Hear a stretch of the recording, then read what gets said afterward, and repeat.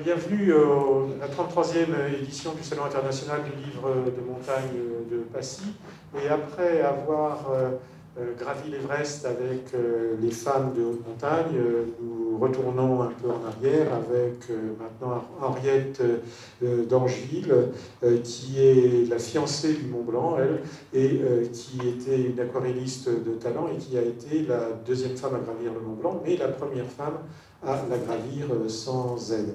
Et sur deux superbes albums, Marc Forestier, qui va vous présenter ce diaporama, retrace à la fois la vie d'Henriette d'Angeville et montre quel était son talent à la fois de femme active à une époque où ce n'était pas forcément la règle, mais aussi de femme de talent, puisqu'elle était à la fois aquarelliste, mais aussi écrivaine, avec un talent reconnu dans l'art épistolaire qui est digne de celui de Madame de Sévigné.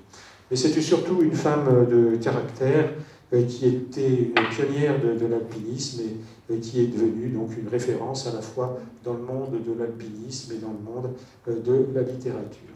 Elle a posé en tout cas un regard lucide et truculent sur les scènes de la vie de province, à l'ombre de Voltaire et de Rousseau, puisqu'elle habitait à Ferney-Voltaire. Voilà, donc bonne dégustation avec Marc Forestier, qui a fait un travail remarquable.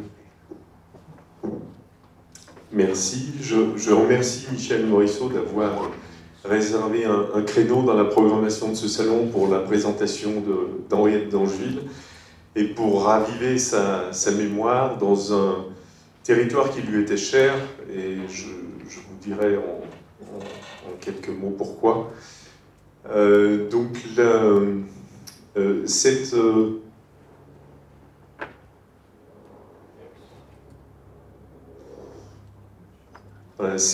Cette Henriette d'Angeville, donc comme son nom l'indique, d'origine aristocratique, est née dans un contexte assez particulier, assez tragique sous la Terreur. Elle est née à Semur-en-Auxois, donc en Bourgogne, pays d'origine de sa famille maternelle. Elle est née le 20 Ventose de l'an 2, baptisée, enfin pas baptisée, déclarée justement pensée d'Angeville sans apostrophe dans le contexte révolutionnaire.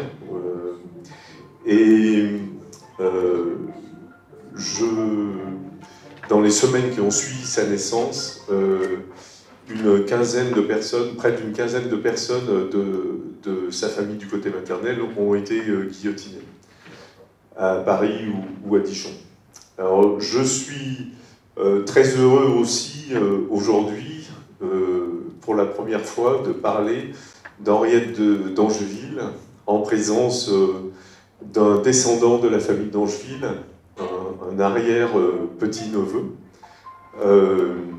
donc qui me fait plaisir d'assister à cette présentation et qui est un habitué par ailleurs du salon du livre de montagne de Passy.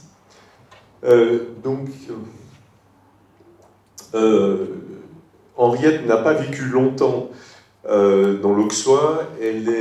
Son père qui était emprisonné pour suspecter d'émigration au moment de sa naissance, et qui a assisté à sa naissance entre deux gendarmes, a déclaré sa naissance en mairie entre des gendarmes, qui était un militaire, un capitaine de cavalerie récemment retraité, a mis sa famille à l'abri dès qu'il a pu dans le château d'Angeville, sur le plateau d'Hauteville, dans le Haut-Bugey, dans le sud, partie méridionale des montagnes du Jura. Et ça, c'est une représentation un peu allégorique du château, mais qui montre l'environnement. Alors, c'est peut-être un peu accentué ici par la représentation graphique, mais assez escarpé quand même, avec la crevasse de Charabos qui est proche d'Hauteville, en aval d'Hauteville, et qui marque en fait la haute vallée de l'Albarine, Donc c'est là qu'elle va passer son enfance et elle va perdre sa mère assez tôt, puisqu'elle n'a que 9 ans au moment du décès de sa mère, dont il y a la sépulture dans le parc du château. Et c'est à ce moment-là qu'elle intègre l'école privée de Madame de Luizet à Belay.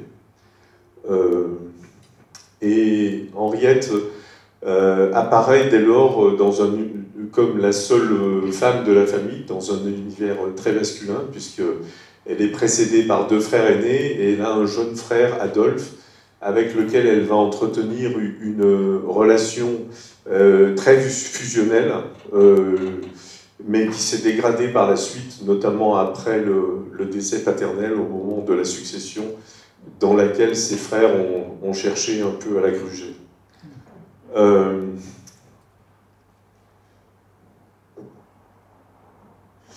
Donc, c'est vers l'âge de 9 ou 10 ans, parce que la famille d'Angeville avait des propriétés à la fois sur le plateau d'Hauteville et sur le Val-Romay, avec une ferme à Poisieux.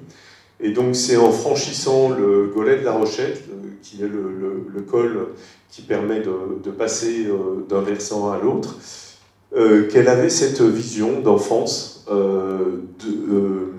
par-delà les forêts résineuses du Val-Romay et la chaîne des Aravis.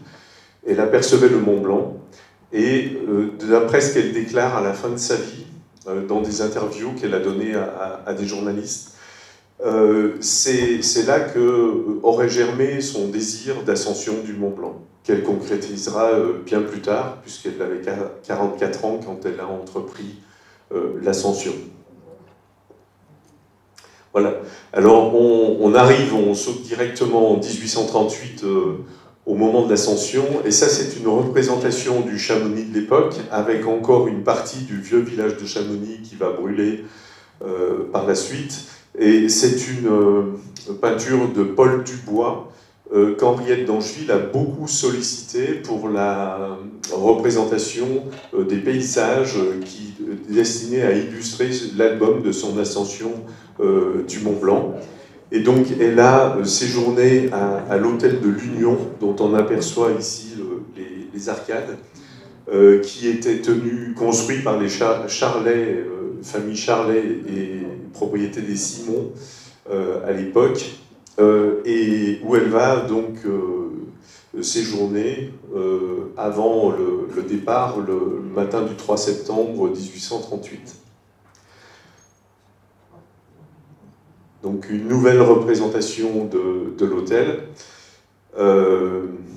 et de l'expédition, le dessin sur la droite où on aperçoit Henriette d'Angeville et sa bonne qui la suit au bas de l'escalier, donc avec les guides qui l'attendent pour le départ de l'ascension. Donc c'est une représentation par Jules Hébert, qui a réalisé la plupart des dessins au crayon des scènes d'ascension destinées à illustrer l'album.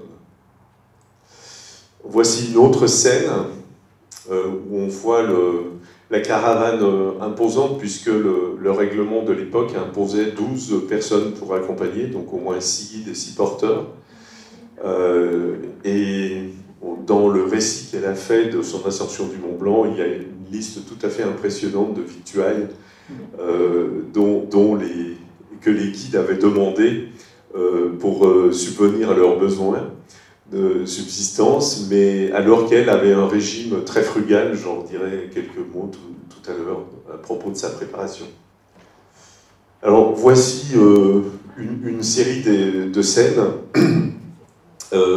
et ces illustrations ont été rachetées par le conseil départemental de Haute-Savoie il y a quelques années, donc qui a mis certaines images à ma disposition par convention pour illustrer notamment la couverture du premier tome que vous a montré Michel Morisseau, et la dernière plus ludique de couverture où elle se fait traîner dans la neige à la descente après une descente en ramasse sur les pentes les plus fortes dans la neige molle du début septembre par un temps assez ensoleillé.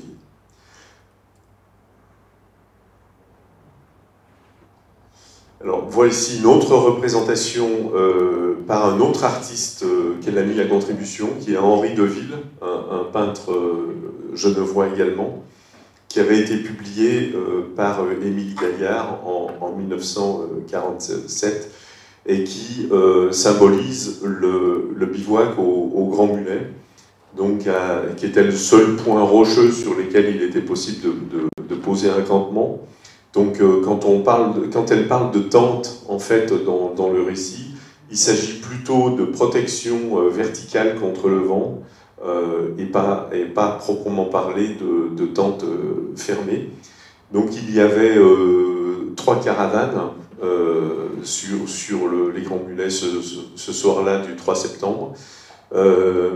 Celle du comte polonais Stoppen, qui a entrepris l'ascension le même jour, et celle de Ferdinand Eisenkramer, qui était le sommelier de l'hôtel de l'Union, et qui, j'en dirai 2 mots tout à l'heure, avait le sens de la communication, peut-être pas loin autant qu'Henriette, et qui a choisi l'opportunité de l'ascension d'Henriette, en fait, pour sa propre notoriété. La suivante, s'il vous plaît, merci. Donc là, on aperçoit sur la scène de gauche la scène de l'ascension la plus raide du mur de glace, dans des marches taillées à la hache par le porteur Jean Munier, qui avait commencé à tailler la veille pendant le bivouac, et puis qui a repris. Donc il y a plus de 360 marches, je crois.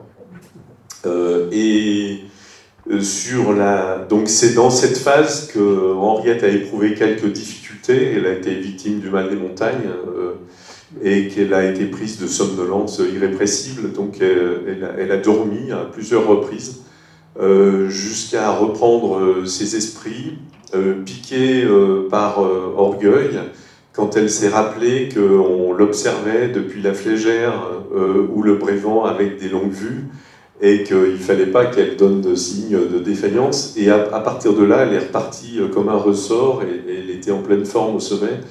Elle est restée 50 minutes en haut à faire des croquis et à écrire des billets à ses proches. Et ce sont les guides qui la suppliaient de redescendre parce qu'ils avaient froid. Et elle se trouvait parfaitement bien. Elle avait le regret de ne pas apercevoir la Méditerranée, qui était un de ses espoirs. Et ces guides ont fait la chaise, comme on dit, en croisant les bras, pour la porter plus haut que le Mont Blanc. Donc tout ça est relaté alors je vois qu'il y a... Ah oui, c'est relaté dans le récit de son ascension, que je ne reprends pas dans l'ouvrage. Par contre, je parle beaucoup de l'histoire, de l'album, qui pour elle était tout aussi important que l'ascension elle-même, et elle a consacré à l'expédition et à l'album la moitié de l'héritage paternel, ce qui est un investissement considérable. Et contrairement à ce qui était parfois, voire souvent écrit à son propos, elle n'était pas du tout une aristocrate fortunée qui faisait de la montagne par loisir. C'est un véritable investissement pour elle, et qu'elle a payé d'autres sacrifices par la suite. Et c'était une femme en fait très angoissée, qui vivait dans le sentiment de la précarité. C'était une des raisons de ces différentes discussions récurrentes avec ses frères, qui lui rétorquaient à chaque fois: mais tu nous embêtes avec ça, tu connais la solution, c'est que tu te maries. Donc ça, c'est une scène plus paisible de la descente, où la femme d'un des guides, Sylvie Favret, était venue avec des victuailles pour leur offrir le déjeuner. Donc ça, c'est déjà des scènes de détente de la descente. L'ascension s'est faite en fait sur 2 jours, et il y a eu un deuxième bivouac à la descente au Grand Mulet, et elle n'est redescendue à Chamonix que le 3e jour, et Eisenkramer, lui, a fait l'aller-retour sur les 2 jours. La suivante. Et là, on voit une représentation de la rencontre avec Sir Colum, lord anglais, qui est venu présenter ses hommages, son admiration à Henriette d'Angeville au Bois des Pèlerins, donc qui est venu à sa rencontre. Alors, toutes ces représentations se veulent assez réalistes, à l'exception d'un détail, c'est la figuration des chaussures. On a l'impression qu'elle est dans des chaussons, des escarpins. Et donc ça, c'est purement de la convention sociale, c'est que ça ne se faisait pas de représenter une dame, qui plus est une dame du monde, avec des gros souliers cloutés. Mais tout le reste se veut réaliste. La suivante. Alors ça, elle n'est pas de très bonne qualité, cette reproduction, parce que c'est repris dans une édition papier, mais c'est le retour triomphal sur la rive de l'Arve, avant l'hôtel de l'Union, qu'on aperçoit de l'autre côté, où on a tiré les boîtes en l'honneur de la réussite de cette expédition. Mais ça a été un retour, effectivement, qui a connu une vraie ferveur populaire à Chamonix. Alors, ce qui m'a impressionné dans sa démarche et tout ce qu'elle a pu dire de sa préparation, c'est qu'on y retrouve à peu près tous les aspects du sport du haut niveau actuel. Alors, la première chose, c'est sa détermination. Tous les contemporains disent que c'était une femme d'une énergie hors du commun et d'une volonté, d'une détermination absolue. Comme en témoigne sa devise, vouloir, c'est pouvoir. Et dans les aspects d'anticipation, on trouve à la fois le travail documentaire, c'est-à-dire qu'elle a lu tous les récits de ses devanciers, en particulier de Saussure. Elle a fait concevoir un équipement spécifique, on y reviendra. Elle a étudié, elle était très attentive à la prévention des risques, et tout ce qu'elle a lu, c'était notamment dans cette optique-là, pour évaluer les risques et essayer de les prévenir le mieux qu'il était possible. En particulier le risque d'ophtalmie des neiges. Elle a sollicité une assistance médicale à titre préventif, c'est-à-dire en conseil, notamment sur la diététique. Elle a même été tentée par le dopage, j'en dirai deux mots, et elle avait organisé une veille sur la concurrence, sur les initiatives concurrentes, et elle a elle-même donc organisé et financé son expédition, et elle a a posteriori assuré très rapidement la sécurisation juridique de son exploit, et elle apparaît en fait comme vous le verrez, une reine non seulement du Mont Blanc, comme on l'a désigné à l'époque, mais de la communication. Donc tout ça fait qu'elle est aujourd'hui reconnue comme une pionnière de l'alpinisme féminin, à la différence de Marie Paradis, sa devancière, qui 30 ans plus tôt était parvenue au sommet du Mont Blanc, mais dans des conditions bien différentes, puisque c'était le produit d'un clivage entre les guides chamonniards, entre ceux qui voulaient réserver l'ascension du Mont Blanc à une clientèle élitiste, masculine et fortunée, en faisant payer la course très cher, et ceux qui voulaient démocratiser l'ascension du Mont Blanc, dont Balma, et dont le raisonnement était le suivant, c'est de dire, si pour avoir plus de travail ou être plus nombreux à travailler, et leur raisonnement était de dire, le meilleur moyen d'y parvenir, c'est d'emmener une femme là-haut, parce que si une femme parvient au haut du Mont Blanc, tout le monde pensera qu'il est capable d'y aller. Donc je passe sur le machisme de ces conceptions, mais certes, Marie Paradis était volontaire au départ. J'ai lu récemment dans un article du New Yorker relatant, dont je parlerai, l'exploit d'Henri d'Angeville, et faisant un rappel sur le précédent de Marie Paradis, on dit qu'elle était fiancée de l'un des guides, donc ça aide à la motivation, mais que si elle était volontaire au départ, elle ne l'était plus du tout par la suite. Elle a été malade, elle était quasiment inconsciente, elle leur a demandé de la délaisser, de la redescendre, et ils l'ont portée, enfin tirée, poussée, portée au sommet, en lui disant « Mais Marie, on te crée une rente de situation, puisque tous les étrangers viendront voir la femme qui est allée en haut du Mont Blanc », ce qui a été plus ou moins le cas, parce qu'elle a ouvert un petit bistrot qui du coup, a eu une clientèle étrangère. Plus par exotisme ou par pittoresque, recherche du pittoresque. Donc, elle avait, il faut dire, Henriette, 44 ans lorsqu'elle entreprend l'ascension du Mont Blanc, ce qui n'est pas une prime jeunesse. Et il faut aussi dire que dans le contexte de l'époque, on lui prédisait le pire. C'est-à-dire qu'y compris, il y a beaucoup encore de médecins qui considéraient les femmes physiologiquement inaptes à la haute altitude et qui leur promettaient des hémorragies terribles. Donc elle écrit d'ailleurs que dans la population genevoise qui composait une vingtaine de milliers d'habitants, était composée d'une vingtaine de milliers d'habitants, elle ne connaissait que 5 personnes qui n'étaient pas hostiles à son entreprise. Donc, au-delà de ses détracteurs, elle a dépassé tous ses a priori. Donc, j'ai évoqué ces lectures de récits d'ascension. La suivante. Donc, l'équipement qu'elle voulait à la fois adapter et saillant. Elle écrit notamment « On ne va pas à la cour du roi des Alpes avec une simple robe de toile et un bonnet de mousseline ». Cette visite exige un costume plus sécure et surtout plus chaud, et elle redoutait par-dessus tout le froid. Et donc elle a fait faire ce costume avec des pantalons en laine d'Écosse doublés de molleton, surmontés d'une redingote de même composition. Donc c'est pour ça qu'elle doit avoir chaud. Là. Et puis, pardon, celle d'avant, merci. Sur la droite, on aperçoit donc le bâton ferré, c'est l'Alpenstock avec lequel elle a effectué l'ascension du Mont Blanc et qui est aujourd'hui conservé par des descendants de la famille d'Angeville au château de Montvéran, au-dessus de Culose, donc qui comporte les gravures des noms des dates des différentes ascensions alpines qu'elle a effectuées. Merci.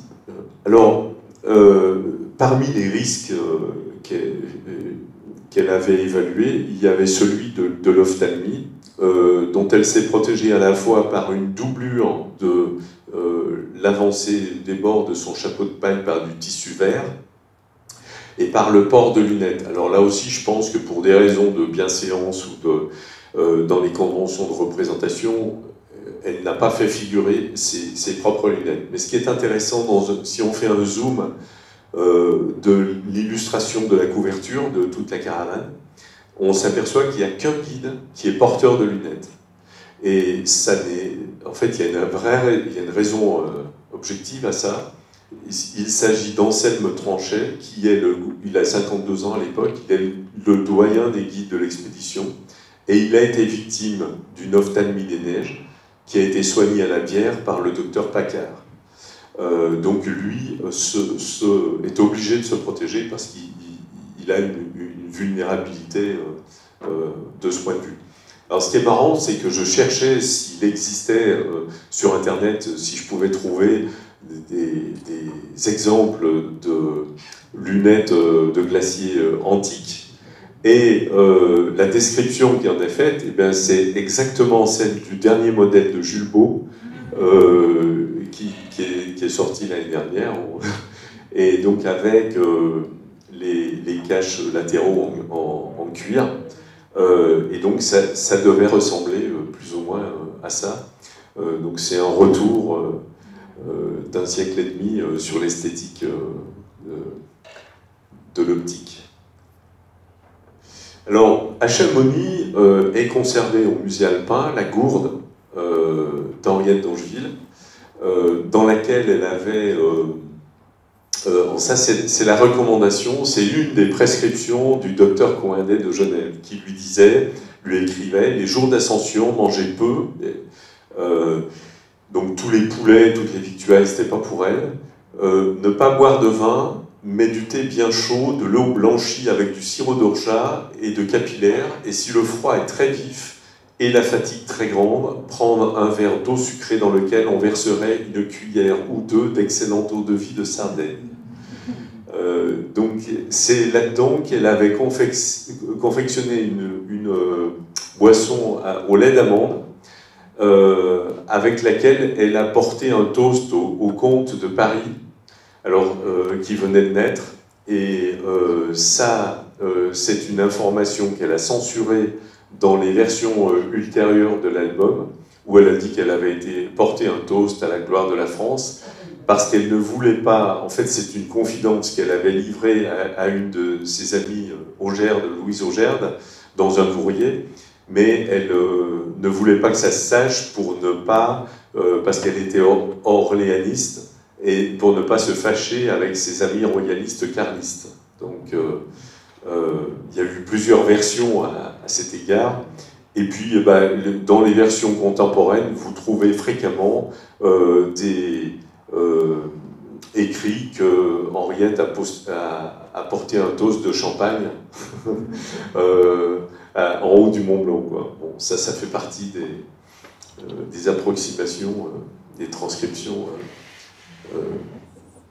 de récits. Sirop d'orgeat et lait d'amande, voilà. Donc cette gourde, elle est conservée à Chamonix. Alors, quand je vous parlais de tentation du dopage, le docteur Coindet, Charles Coindet, avait prescrit à Henriette du repos, éviter de fatiguer le corps par 1000 courses de détail et l'esprit par des préoccupations. Et elle lui répond par courrier qu'elle a suivi toutes les prescriptions et que tout, scrupuleusement, mais qu'il y a quelque chose qui cloche. Je passe mes nuits à rêver au Mont Blanc, tout éveillé, et à ronger mes poings en entendant la pluie fouetter mes volets, parce qu'elle attend une fenêtre météo favorable, elle est toujours à Genève, et il pleut pendant 3 semaines. Elle commence à désespérer, et quoique je ne ressente encore aucune souffrance positive de cet état de tension, d'activité et d'insomnie, il me fatigue et pourrait amener de l'épuisement s'il se prolongeait. Et c'est là qu'elle conclut: veuillez donc, monsieur le docteur, me faire une prescription qui me procure du sommeil, sans risquer toutefois la torpeur et les vertiges que donnent les narcotiques. Donc là, on est à la frange du dopage. Alors, quand je vous disais qu'elle avait organisé une veille sur la concurrence, elle avait un grand ami François de Mani, qui était le consul sarde à Genève et qui délivrait les passeports. Et sur les formulaires de passeport, les étrangers devaient déclarer la destination de leur voyage. Et donc, dès que des touristes étrangers, c'était souvent des Anglais, exprimaient le désir d'ascension, spécifiant parfois le Mont Blanc, eh bien, Henriette d'Angeville en était informée dans l'heure qui suit à Genève. Et la date qu'elle a fixée pour son départ n'est pas étrangère à ça. C'est que M. de Mani lui a fait savoir que 9 Anglais avaient signifié leur intention de faire l'ascension du Mont Blanc. Et elle s'est dit, c'est la bonne occasion, parce que s'ils partent devant, je bénéficierai d'une bonne trace, et donc l'ascension sera plus facile. Et en fait, ces Anglais, on n'a pas retrouvé la trace, donc on ne sait pas ce qu'il est advenu de leur tentative. En tout cas, elle n'est pas enregistrée du tout dans les ascensions de l'époque. Alors, là où elle apparaît vraiment comme organisatrice, c'est qu'elle négocie avec le guide-chef Joseph-Marie Coutet, que l'on appelait le capitaine du Mont-Blanc, qui était le plus capé des guides de l'époque. Elle négocie la composition de la caravane, parce qu'elle avait identifié certains guides qui n'étaient pas disponibles, etc. Donc, et puis tout était à négocier, parce que les guides étaient traumatisés par l'accident Hamel, de la cordée du docteur Hamel, qui avait fini par, je crois, 11 décès, et qui était parti un dimanche. Donc, ce qui était par superstition, les guides refusaient absolument, alors qu'elle aurait bien aimé partir le dimanche parce que les conditions étaient favorables. Donc elle a négocié, y compris avec le curé, les autorisations de départ. Pour finir sur ces aspects d'anticipation, elle était vraiment la reine de la communication. Figurez-vous qu'elle est montée au Mont Blanc avec des cartes de visite, et qu'elle en a eu l'usage. Parce que le comte Steupen est venu lui rendre visite au bivouac des Grands Mulets, et ils ont échangé leurs cartes de visite. Elle était aussi montée avec des crayons, 6 crayons taillés à l'avance aux deux bouts pour ne pas être ralentie dans sa progression par les dessins, parce qu'elle a fait des esquisses pendant tout le trajet. Et au sommet, elle a écrit un certain nombre de billets. Alors, celui de gauche est adressé à une de ses grandes amies et modèles, modèle au sens de figure féminine indépendante. Il s'agit d'Henriette Rath, qui était une peintre miniaturiste genevoise, qui est à l'origine de la création du premier musée des Beaux-Arts de Suisse, le musée Rath, dont le bâtiment existe toujours à Genève.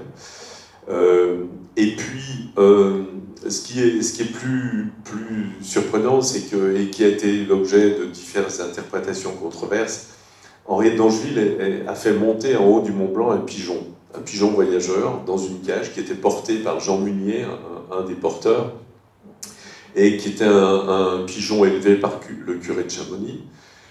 Et elle avait demandé à ce qu'on donnât un bon papa pour être plus sûr qu'il revienne. Et on lui a donné un jeune pigeon. Il y a une justification pseudo-scientifique qu'elle donne, c'était pour observer les effets de l'altitude sur le pigeon. En fait, c'était le moyen de communication le plus rapide du moment, c'était l'Internet de l'époque. Le malheur pour elle, c'est que le pigeon s'est égaré, a été retrouvé aux ouches, aux tours, et puis a disparu, mais il n'a jamais réalisé la mission pour laquelle il avait été recruté.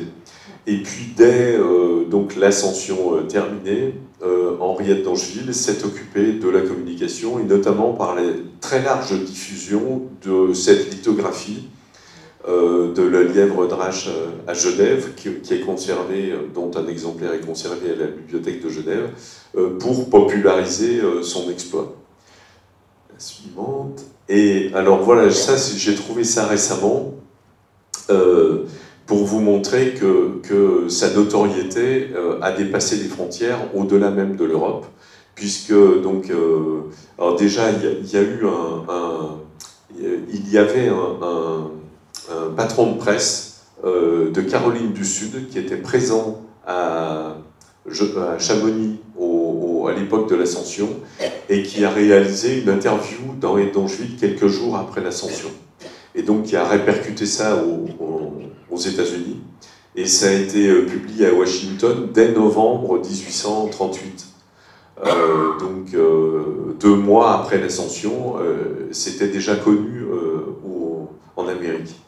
Et il y a un long article dans le New Yorker de 1840 sur 2 pages qui relate son ascension. Et puis il y en a eu dans tous les pays d'Europe. Voilà.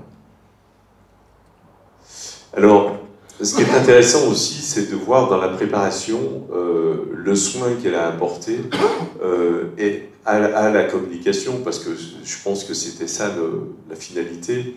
Elle s'est fait donner des cours particuliers de dessin par Joseph Burdalet, qui était un ingénieur civil de Carouge, à côté de Genève, et qui est venu lui donner des cours à domicile.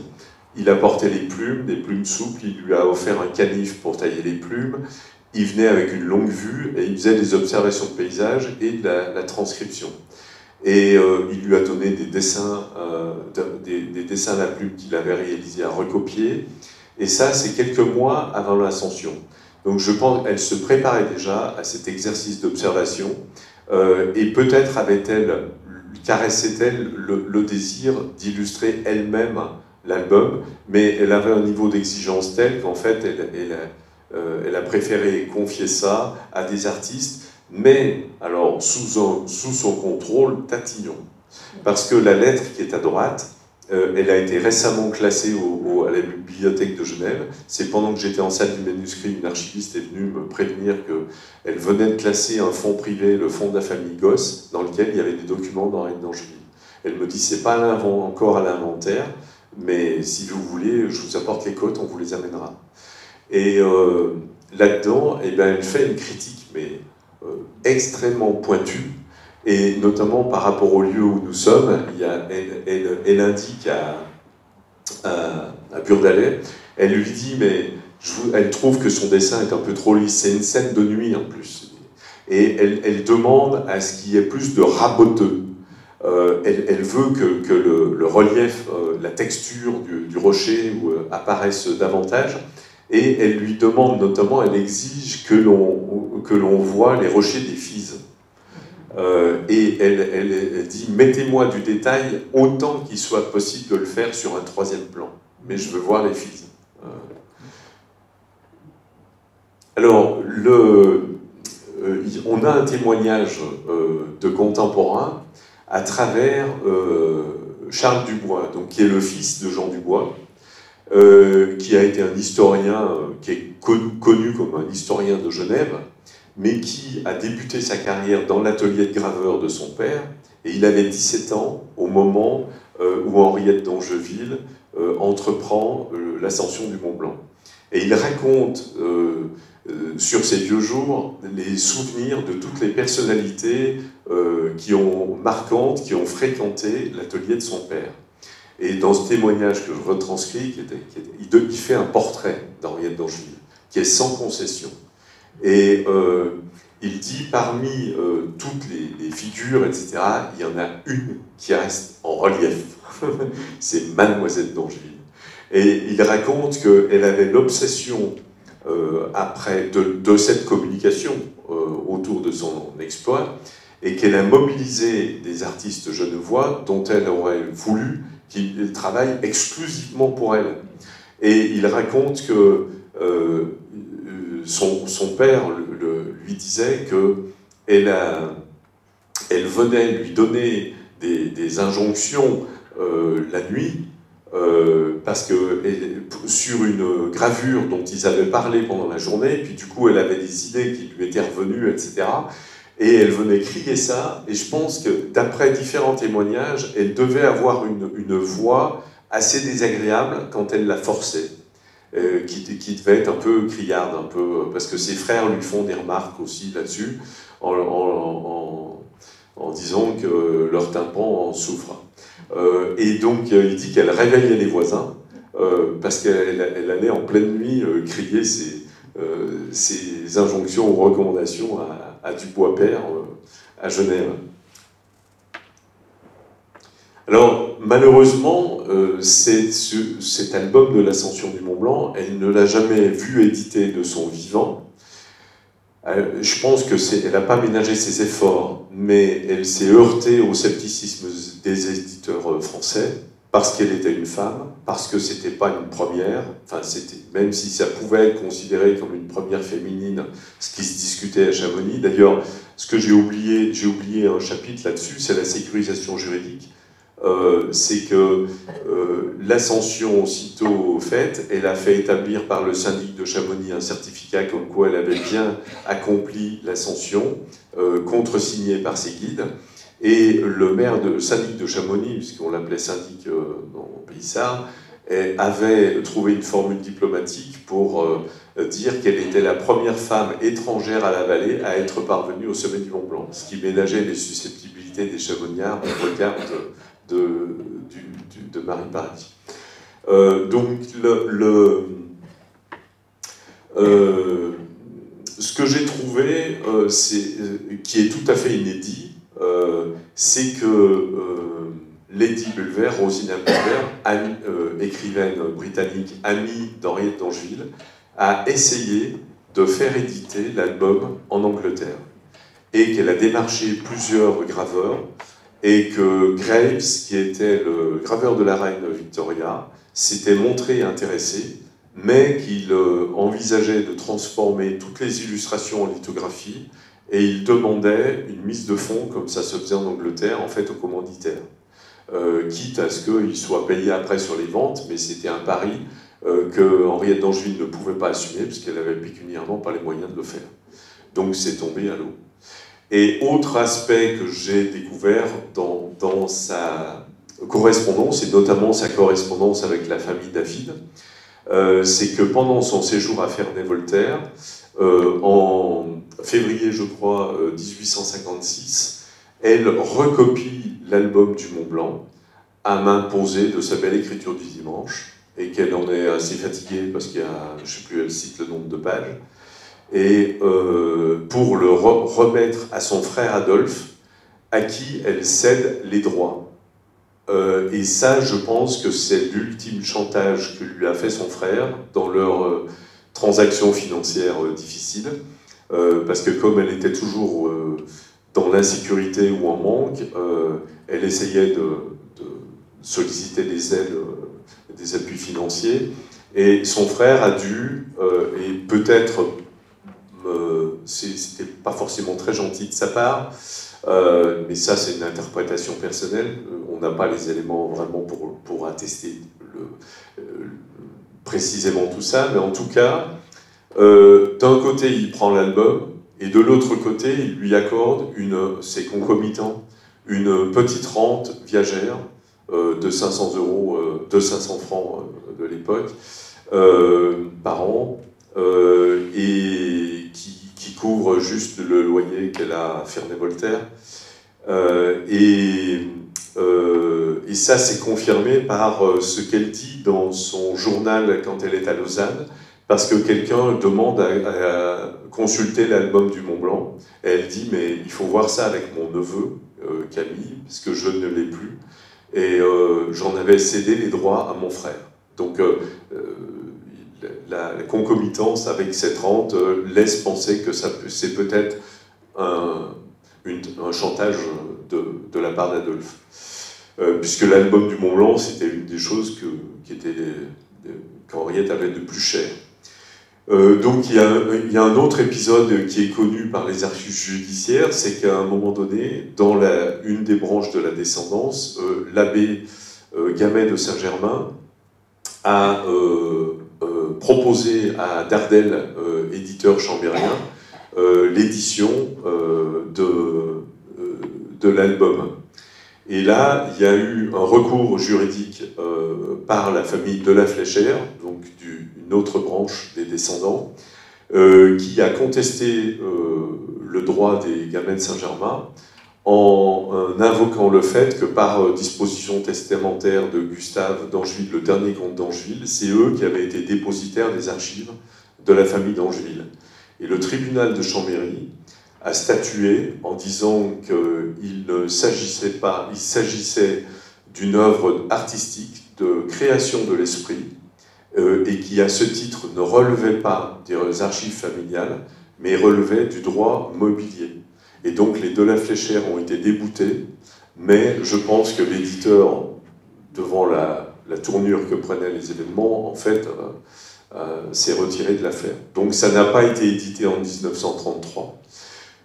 Et il a fallu attendre 1987 pour que le manuscrit soit présenté à Roger Frison-Roche, qui l'a fait éditer par les éditions Artaud de Grenoble. Et assez rapidement sont apparues les versions italiennes et les versions anglaises. Et aujourd'hui, j'ai pu constater dans le Val d'Aoste que Henriette d'Angeville reste connue, notamment des guides, mais les libraires, etc. On parle d'Henriette d'Angeville, ils savent immédiatement la situer. Alors, à l'époque même où je travaillais là-dessus, je me suis aperçu qu'il y avait une vente aux enchères à Drouot du brouillon du récit de l'ascension du Mont Blanc par Henriette Raturé, et donc qui, avec ce commentaire de la Gazette Drouot, une femme au sommet, c'est que ça a crevé les enchères de cette vente, et ça s'est vendu à plus de 30 000 €, alors que l'estimation d'experts était entre 3 et 4 000. Bon, mais on ne connaît pas l'acquéreur. Alors, ce qui est intéressant aussi, qu'on découvre à travers le journal d'Henriette d'Angeville, c'est sa grande fidélité à Chamonix et à ses guides. Alors, là j'ai repris les noms des différents guides, guides et porteurs, puisque elle reçoit à Ferney-Voltaire, à plusieurs reprises, des visites de carrossés de Chamonniards. Alors il peut y avoir le curé, le nouveau notaire, et mademoiselle Simon, qui reste son amie, donc de la famille Simon de l'hôtel de l'Union, madame Eisenkremer, qui est une Simon, et qui qui viennent donc lui donner les nouvelles de tous les guides, des enfants des guides, de leur famille, etc. Et elle consigne scrupuleusement ça dans son journal. La suivante. Elle avait organisé donc, le repas des guides après l'Ascension, auquel elle a convié Marie Paradis, elle s'était promis de se revoir régulièrement. Mais Marie Paradis va décéder dans les mois, au mois de mars de l'année suivante, elles ne se reverront pas. Alors Jean Munier, elle s'est occupée de lui avec une attention particulière, parce qu'elle est venue quelques temps après l'Ascension, elle est venue à Chambéry pour assurer sa promotion sociale au rang de guide, puisqu'à l'époque il n'y avait pas de procédure, c'était plus des cooptations. Et c'est Henriette d'Angeville qui a offert à Jean Munier son livre de guide, donc en cuir relié, et qu'elle a inauguré par ce certificat, donc qu'elle date du 7 septembre 1838. Et ce livre de guide de Jean Munier est conservé à Chamonix, au musée alpin. Et c'est avec lui qu'elle va effectuer plusieurs ascensions par la suite. On voit qu'en 1846, elle envoie de nouveau un billet à Henriette Rath du sommet du Buet, et elle le fait contresigné par Jean Munier, qui signe son guide. Alors, en 1846, elle a fait le tour, elle a fait un certain nombre d'ascensions dans le massif du Mont-Blanc, et elle a fait le tour du Mont-Blanc. Et là, elle se prend de passion pour Aoste. Et elle écrit à l'intendant d'Aoste pour demander de la documentation historique pour alimenter son album de voyage, puisque à partir de l'ascension du Mont-Blanc, comme elle l'avait fait pour relater son ascension, elle va faire des albums de voyage de toutes ses expéditions, ou thématiques, ou sur les villes qu'elle a habitées.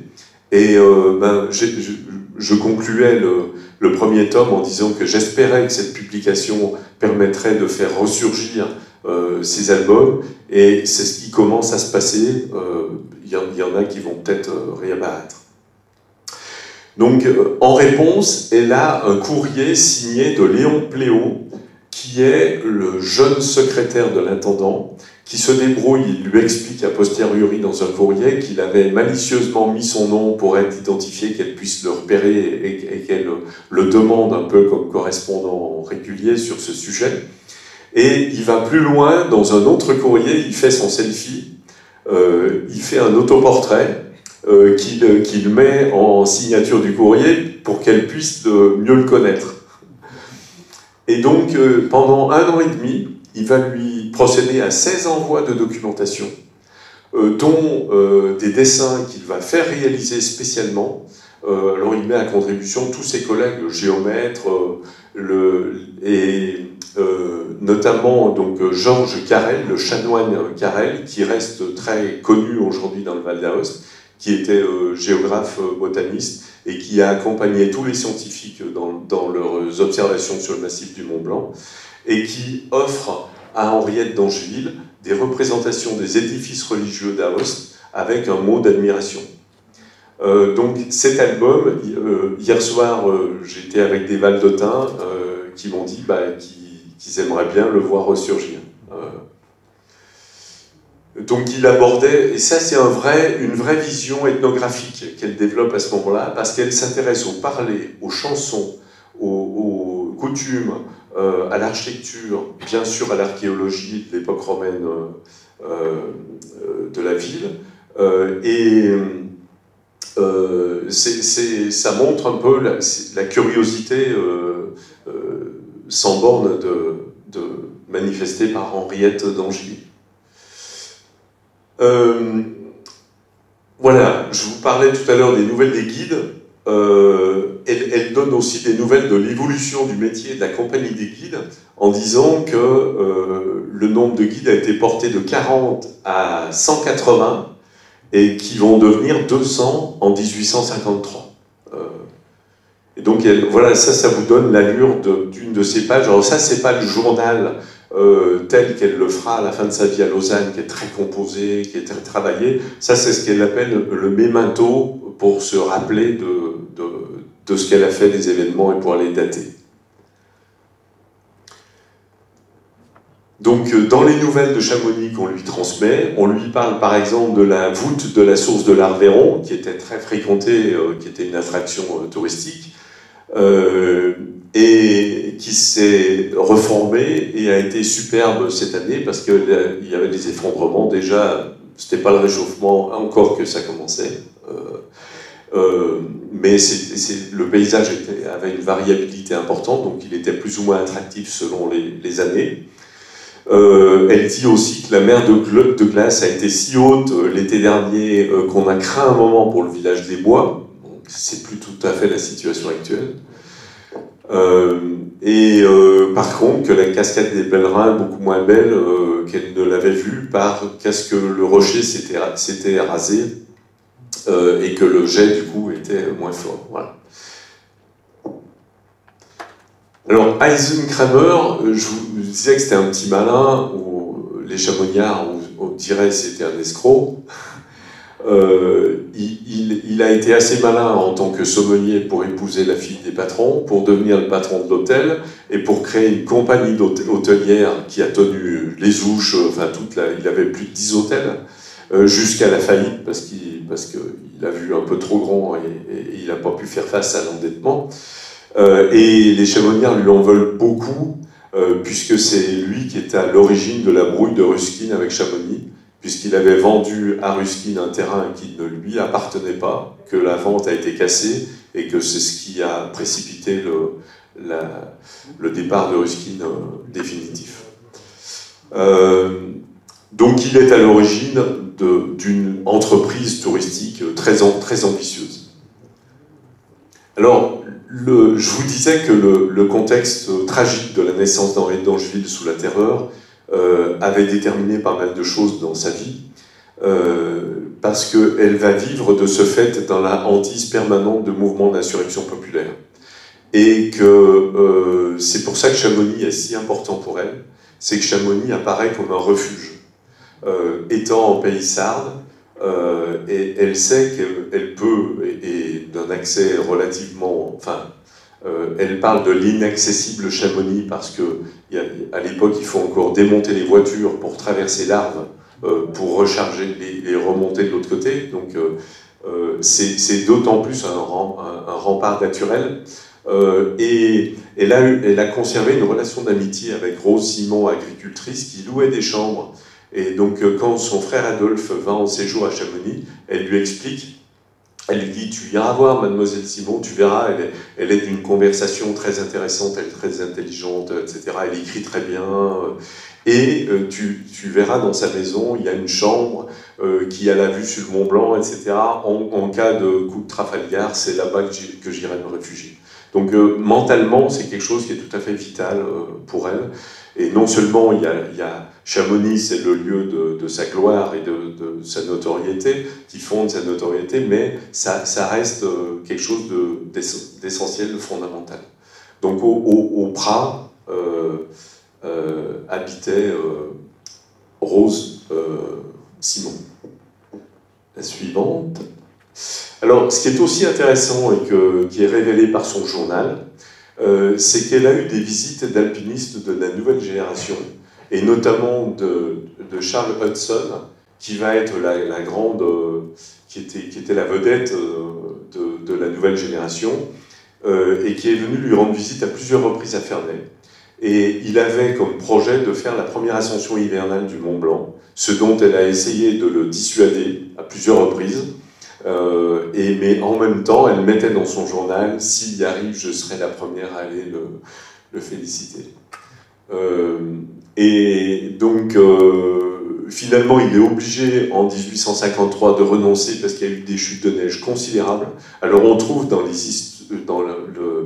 les archives de la presse une polémique à ce sujet entre les guides de Sixte et de Chamonix, parce que les guides de Chamonix, aucun des guides dans le contexte d'enneigement qu'il y avait n'a voulu, ils ont tous décliné la proposition, et les guides de Sixte ont fait paraître un article dans la presse comme quoi Monsieur Hudson leur avait dit qu'il avait été très mal accueilli par les guides de Chamonix et que dorénavant il s'adressait plus qu'aux guides de Sixte, et il y a eu une mise au point par le président de la compagnie des guides de Chamonix qui disait: nous n'avons pas refusé d'accompagner Monsieur Hudson au Mont Blanc pour la bonne raison qu'il ne nous l'a pas demandé. Et enfin et c'est marrant parce que j'évoquais ça tout à l'heure avec Monsieur Viroulet de l'ENSA, qui me dit: bah, ça n'a pas changé.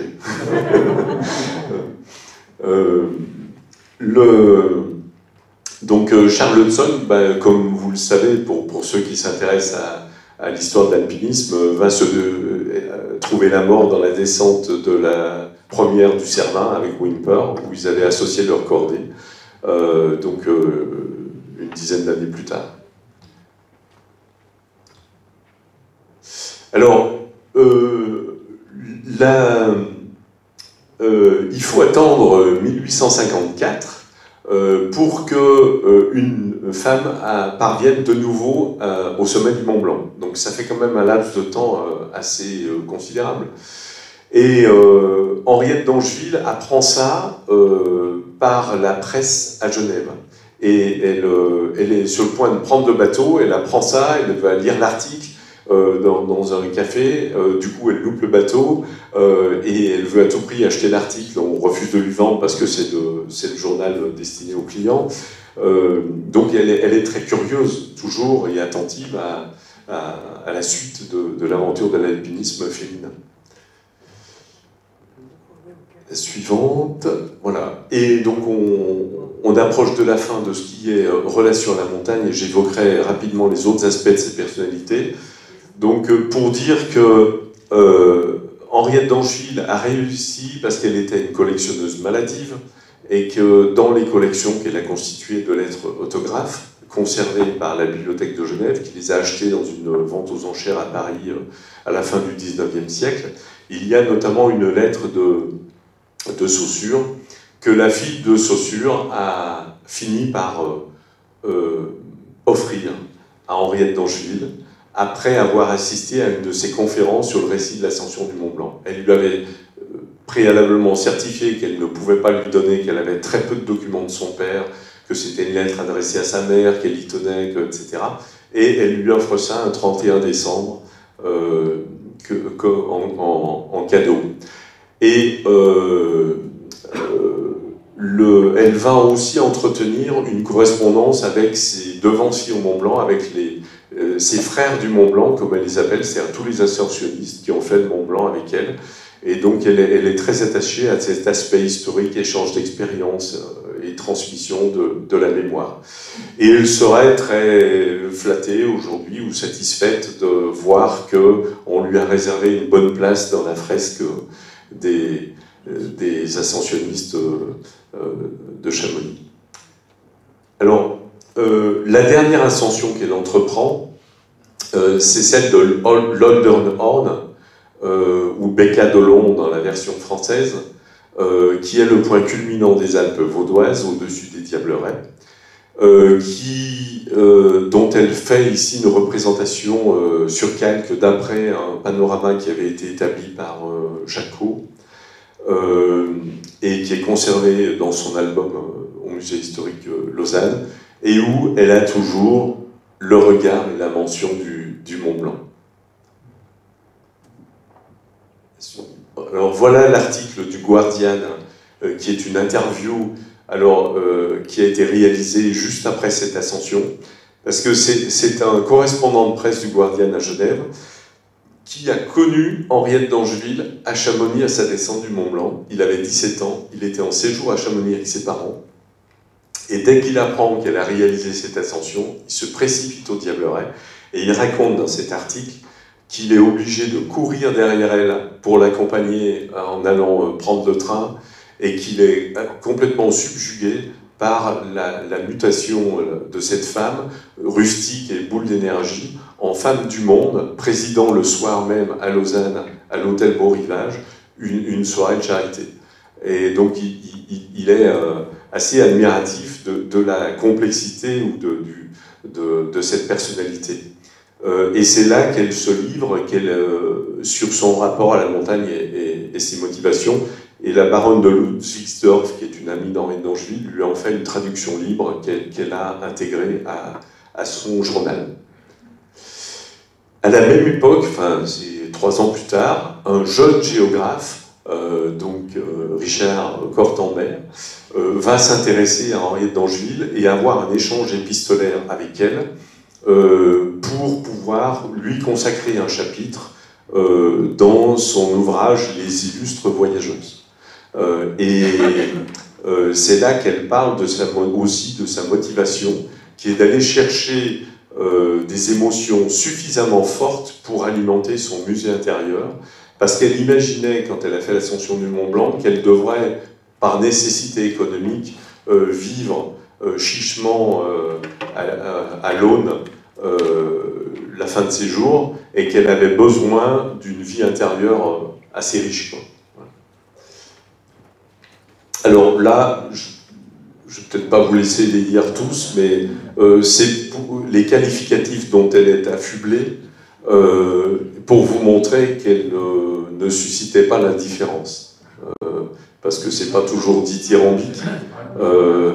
Et quand vous avez un qualificatif de simple femelle, c'est l'ultime réplique de son frère Adolphe quand il est à court d'arguments, parce qu'elle avait une répartie exceptionnelle, et dans leur joute oratoire, quand il arrivait au bout et qu'il avait épuisé ses arguments et ses forces, il la qualifiait de simple femelle.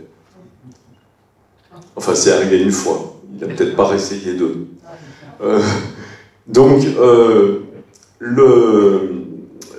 Le premier tome qu'évoquait tout à l'heure Michel Morisseau, il résume sa vie à travers ses écrits par chapitre thématique et aborde les différents aspects de cette personnalité. La suivante. Ça, c'est pour vous donner une indication de toutes les sources d'archives que j'ai exploitées pour ces 2 ouvrages. La suivante. Alors, les autres aspects de la personnalité d'Henriette, parce qu'elle est essentiellement connue comme pionnière de l'alpinisme, mais c'est une grande épistolière. C'est ce qui a retenu mon attention à la lecture des lettres. Et c'est ce qu'on retrouve dans cette dédicace de Rosina Bulwer qui la qualifie d'espèce de Sévigné tramé-Bayard en disant qu'elle est à peu près l'égale de la marquise s'agissant de l'écriture. Elle dit qu'elle est une des femmes les plus spirituelles et des hommes le plus honnête que je connaisse. Alors, c'est une anglaise qui a écrit en français, donc il y a des fautes que j'ai laissées. Et elles ont une grande complicité, Lady Bulwer étant elle-même une personnalité très marquée. Voilà. J'en dirai pas plus. Alors ça, c'est pour vous montrer la nature de l'exercice de transcription. C'est-à-dire que c'est pour vous montrer des échantillons du matériau brut à partir duquel j'ai travaillé. C'est-à-dire des lettres d'Henriette. Et sur la partie de droite, eh bien, quand elle était à court de papier, soit qu'elle n'avait plus de papier, soit qu'elle ne voulait pas consacrer une nouvelle feuille, eh bien, elle utilisait le papier dans les 2 sens. Elle écrivait horizontalement, elle tournait et elle écrivait dans l'autre sens. Donc là, quand il faut décrypter ça, ça prend un certain temps, et heureusement qu'on a des outils informatiques aujourd'hui pour zoomer un peu et voir quel est le trait du dessus du trait du dessous, mais on y passe un peu de temps.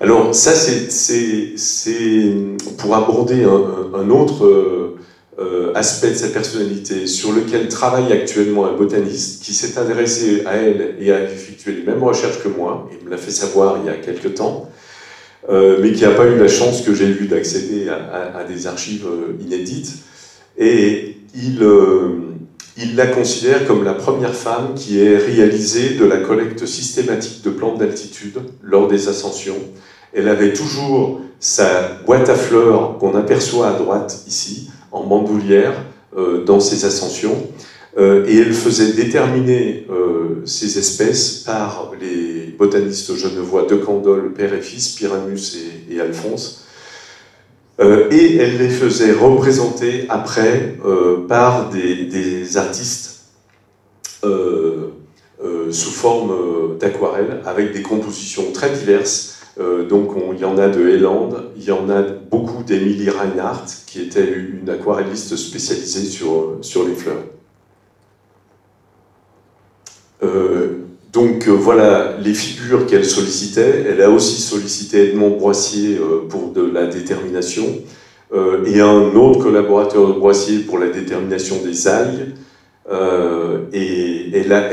Entre autres choses, parce qu'elle a fait beaucoup d'herbiers, malheureusement on n'a pas retrouvé pour l'instant, et elle a fait des alguiers, parce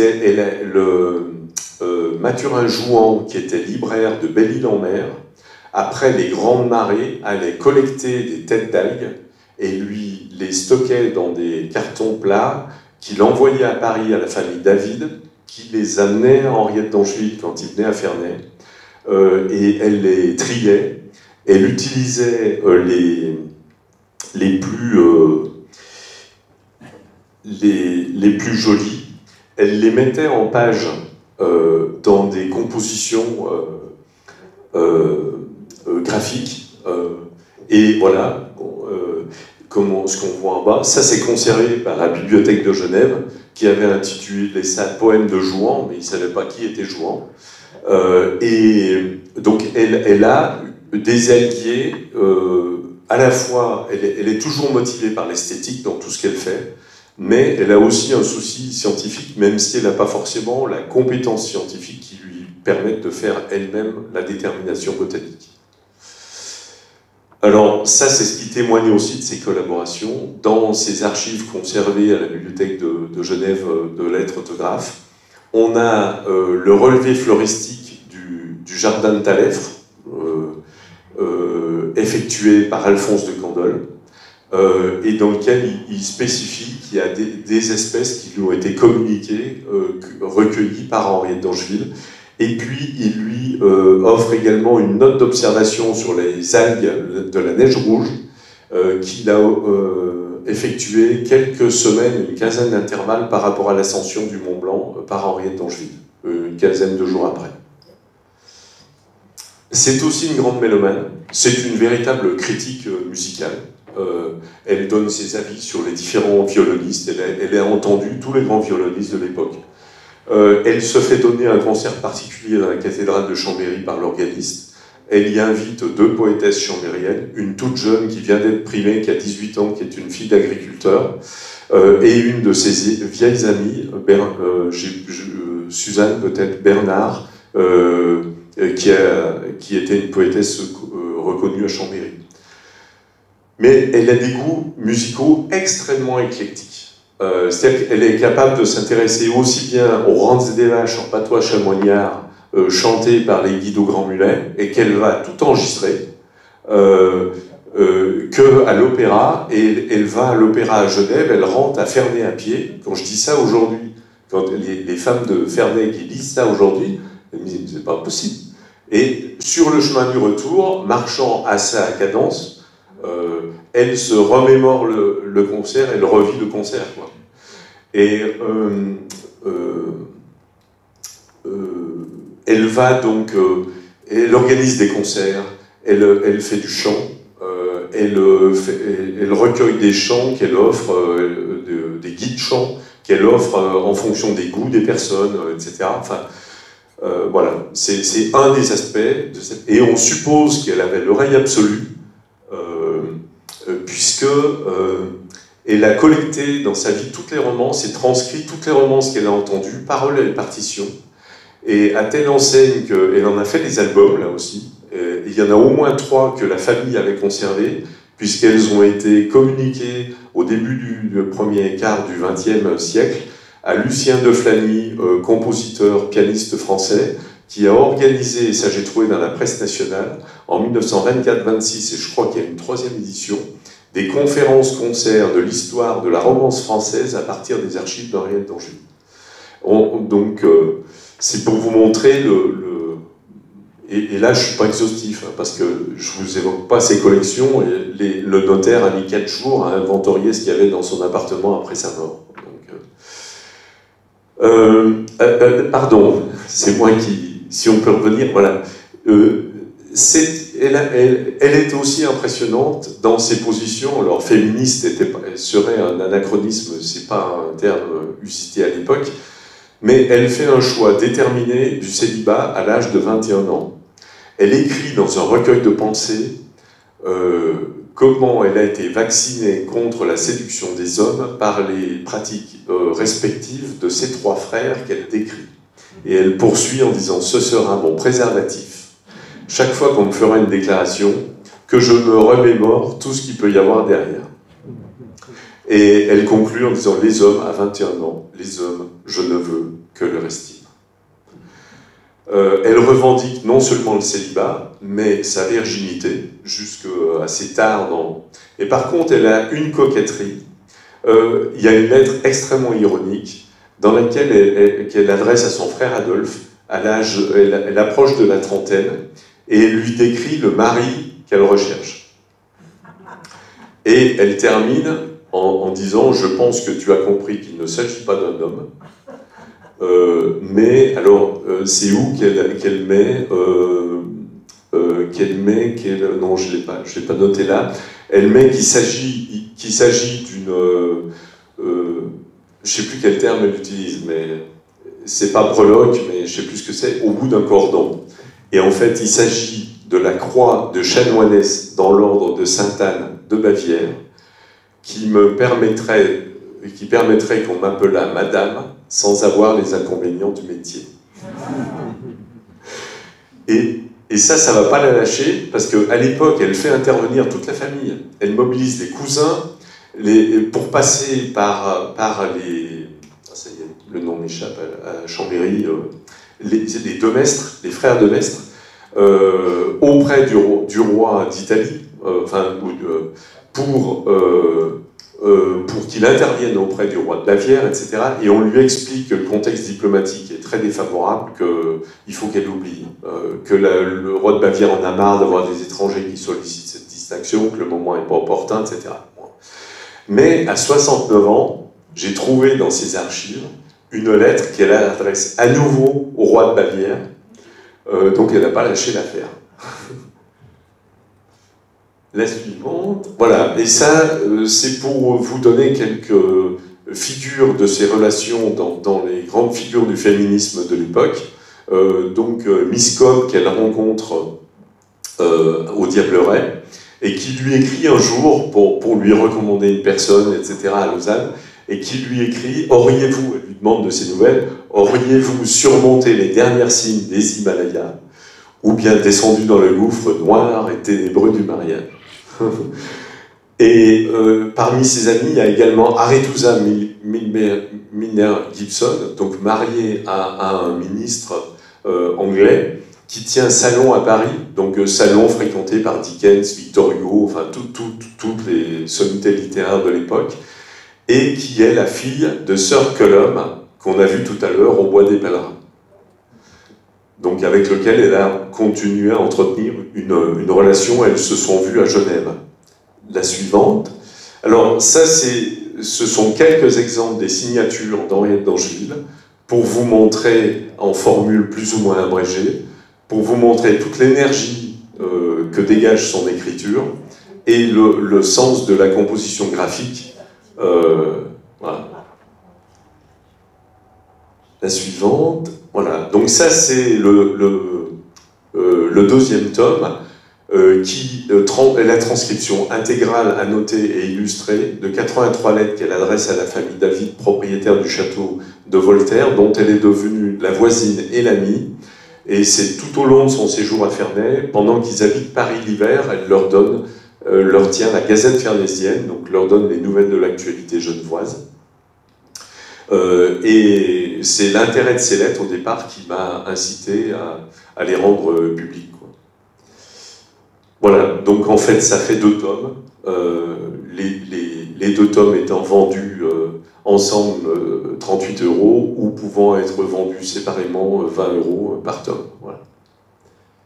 Et puis, pour terminer, pour faire un lien avec la période contemporaine, je pense que ce qu'elle a éprouvé, connu, ressenti, n'est pas forcément très étrange et différent de ce qu'a pu connaître Christine Janin, première française au sommet de l'Everest en 1990, et Anne Benoît Janin, qui est une sociologue grenobloise, s'est intéressée dans un livre et un film aux Népalaises qui ont conquis l'Everest, et on retrouve un certain nombre de parallèles, que ce soit l'identification à une montagne, que ce soit dans la passion, le plaisir de grimper, que ce soit aussi dans le refus des mariages arrangés, qui se pratiquent toujours au Népal, dans la force de caractère pour affronter le regard de la société,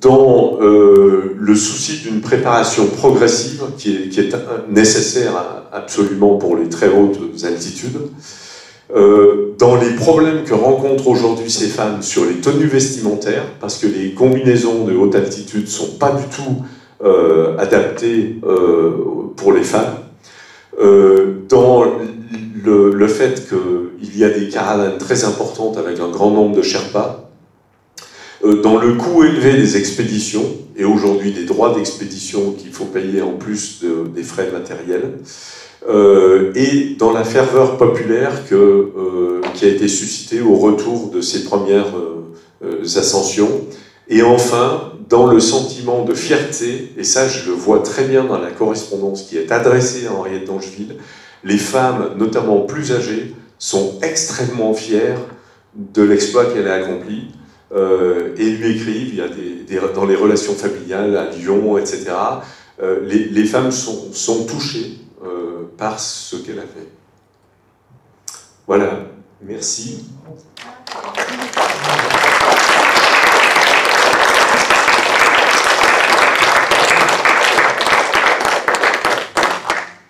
Donc je suis bien sûr à vos dispositions pour répondre à toutes les questions éventuelles que vous auriez.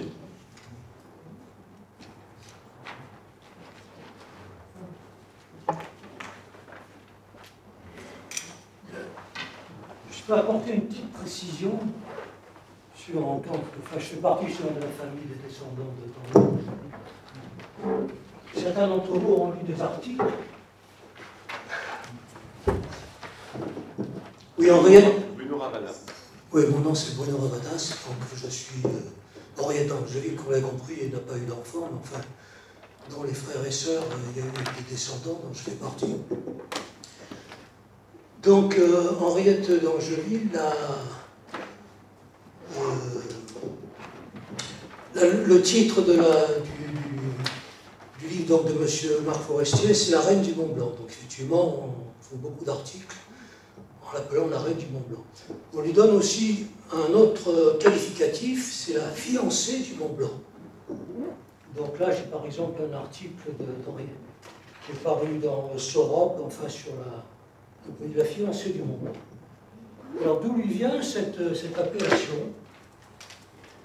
Donc M. Forestier vous a montré que dans des manuscrits, elle a pris beaucoup de notes pendant son ascension, ce qui a donné lieu à ce qu'on appelle le carnet vert, qui a fait l'objet d'une vente aux enchères il y a quelques années.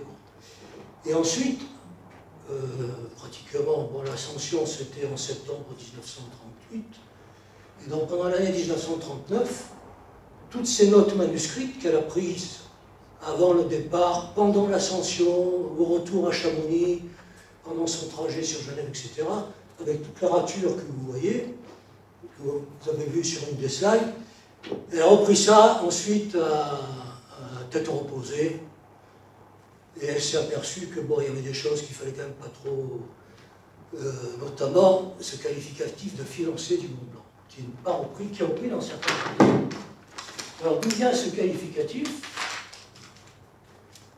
Donc, Colette Coyer, monsieur Forestier, il y a deux livres qui parlent surtout d'Henriette d'Angeville. Il y a le livre qui est préfacé par Roger Frison-Roche, qui est le livre qui est la version remaniée de son carnet vert. Son carnet vert, c'est les notes qu'elle a prises, et puis il y a le carnet vert original, plein de rassures dont vous avez vu une photo. Et bien alors, il y a dans ce qu'elle a fait presque un an après, elle a masqué un certain nombre d'émotions qu'elle avait inscrites sur son carnet. Et donc Colette Coyer, qui a écrit un article sur Henriette d'Angeville, a eu connaissance de ces manuscrits, comme monsieur Forestier vous a pu avoir ces archives manuscrits. Et alors elle écrit dans ce carnet vert original: « Il me tardait de célébrer mes fiançailles, de l'épouser à la face d'Israël par le plus radieux soleil et de m'enivrer des grands et puissants souvenirs que je rapportais de ces jours, de cette heure délicieuse pendant laquelle je reposais sur son sommet. Quel bonheur de n'être éprise que de la tête et pour un amant glacé. » Voilà, d'où son appellation de Henriette d'Angeville, la fiancée de Moudre.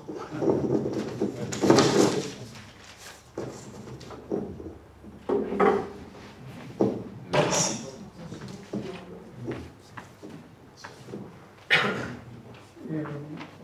Est-ce qu'on sait comment elle finançait son expédition, comment elle a financé son expédition? Alors, comment elle vivait alors, son expédition, c'est l'héritage familial qu'elle a consacré, dont elle a consacré la moitié de la valeur à ça.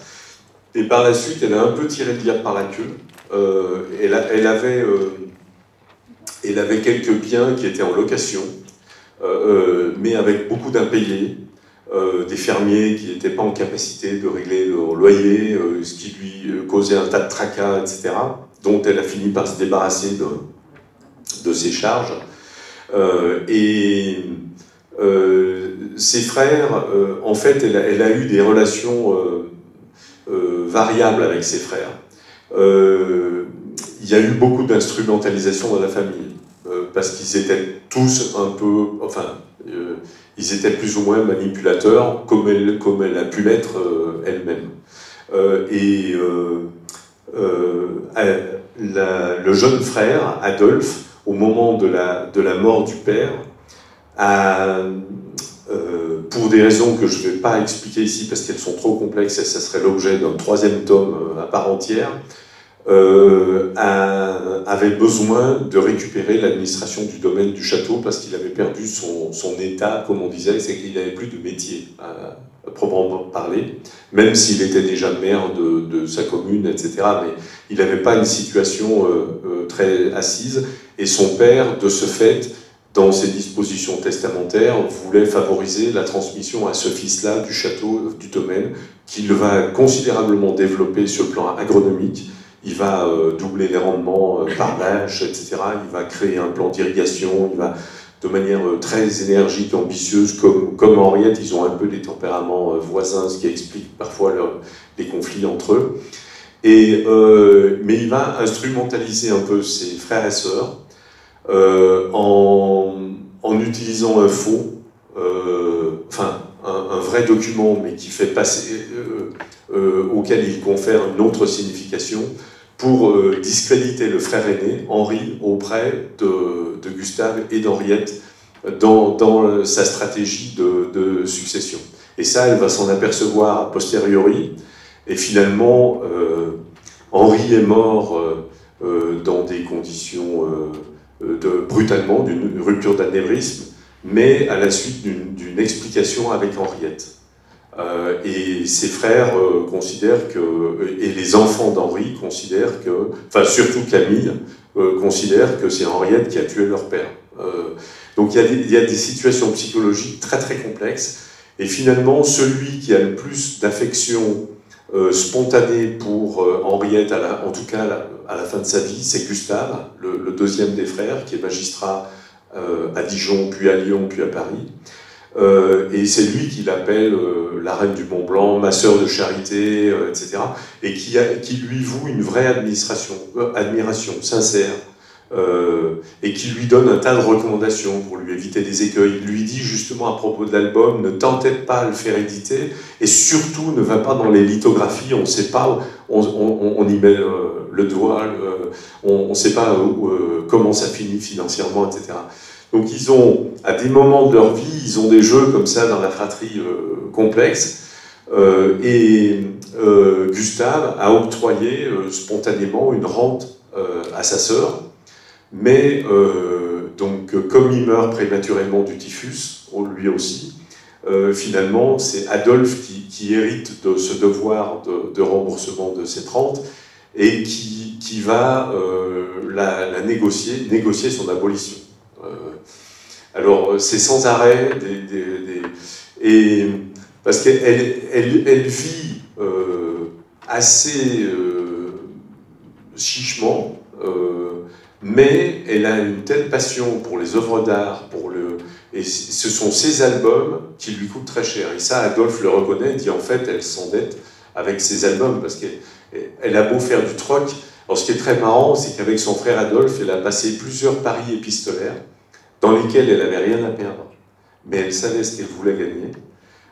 Alors le genre de pari, le premier qu'elle passe, c'est en 1924, où elle doit écrire une lettre quotidienne d'au moins 7 pages, avec un calibre défini de taille de lettre et d'interligne défini par contrat pour qu'elle ne triche pas sur les espaces, et qui doit aborder des anecdotes sur des personnes connues d'eux. Voilà. Alors ça a trait beaucoup à des membres de la famille, c'est souvent très ironique, ou à des personnalités qu'ils ont pu côtoyer, etc., ou d'histoires anciennes qui lui ont été rapportées. Et l'enjeu de ces paris, c'est qu'elle gagne des pièces exceptionnelles pour alimenter son cabinet de curiosité, parce que son frère, ayant été officier de marine, ayant fait des campagnes aux Indes, en Cochinchine, on a ramené un tas de curiosités, et notamment, à la fin de sa vie, elle a une remarquable collection de coquilles qui, dans la vente aux enchères, après son décès à Ferney, va être rachetée par Rochette, un agronome genevois, qui achète également sa collection de fruits exotiques. C'était, des collections, elle en avait. Et après, elle vivait du troc de ces collections. Elle échange, par exemple, j'ai vu ça récemment, des dessins, des peintures de Didet, peintre genevois, contre des calames qui sont plus réputés, ou un calame. Mais elle n'a pas les moyens d'acheter des peintures, sans quoi, là, elle se serait endettée à la puissance. Donc elle s'auto-limitait au dessin. Mais elle a vécu dans un sentiment de précarité.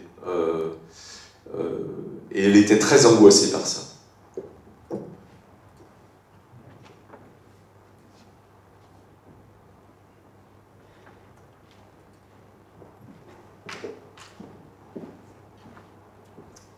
Il n'y a pas d'autres questions ?